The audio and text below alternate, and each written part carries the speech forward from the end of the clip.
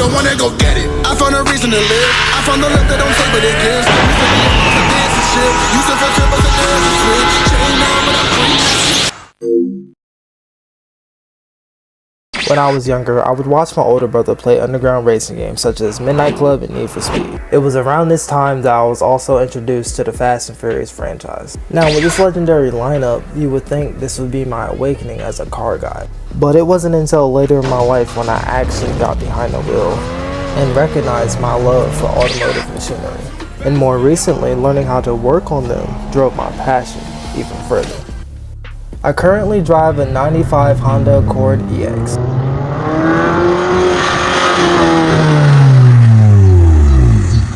Which was offered to me by a mechanic for only $500. Of course, before I could get it to the DMV, I had to make a couple fixes. That included adding a caliper and brakes to the rear right tire as well as bleeding the brakes, along with adding a tailpipe and a window motor to make sure the driver door goes up and down, which brings the car's overall price to about $800. With that, I was able to pass inspection and get my 2-year hard tag. With this 1995 Honda Accord, I've decided that I want to make a reliable, fun, fast, comfortable, and stylish daily driver that's inspired by the GTR series, until I have enough funds to buy and build my dream car, a Nissan Skyline R34. Welcome to Project Ronin.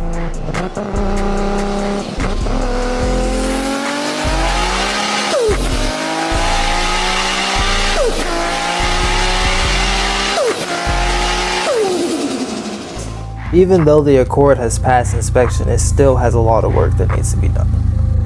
For starters, there's an engine light that comes on every time after hard acceleration. This is most likely due to a misfire. To begin tackling this issue, we first started with changing out the oil and the spark plugs. However, that didn't work. So I also looked at the ignition coil and changed that, and that also didn't work.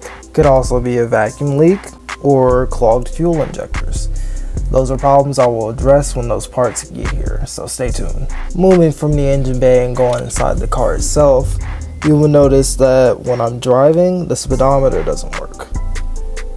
This is most likely due to a sensor issue, so I went to check.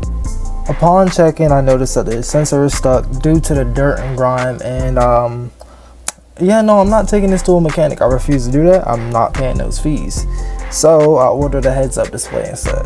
It looks a little messy, but over time I'll have it fixed up and eventually get that sensor changed out. I also should address that ABS sensor light.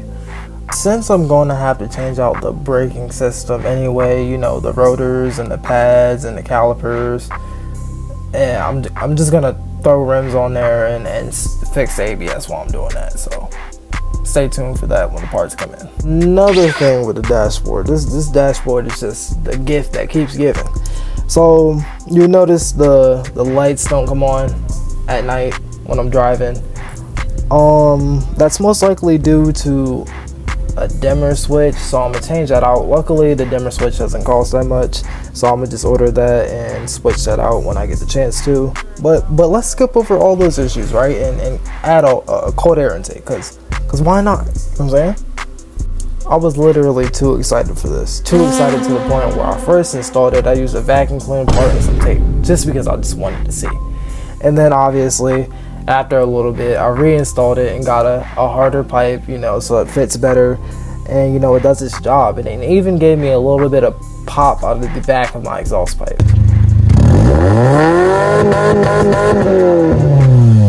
Let's just take a look at the interior. So it's a little bit dirty, but for 30 years old, it's not that bad. Obviously, the center console right here, I don't like the way this is fitted. I gotta change this out. And then there's this coin holder right here that it looks dirty and moldy. It might be. I'm gonna get rid of this. Obviously, the center console is not fully in place. If you look at the radio, the fitment's horrible. I mean, it's my fault. I put an aftermarket radio in here because obviously you gotta have your music, right? And then just overall plans for just the interior, I want to go black. Black and grays, nothing too crazy. Inspired by the Skyline R32 and R33. That would be really nice. There's probably a couple things that I'm missing, like the seatbelt fitment, the fact that one of the doors don't lock, the fact that my windows go down slow as hell. Yeah, so there's definitely a couple things I'm missing. There's also a little bit of side swipe action on the outside. The headlights is a little dirty, and honestly, I can't complain too much. I got a sunroof, and it's a Honda. It'll get me to point A to point B no matter what I put it through, right? Right. And now for the fun stuff.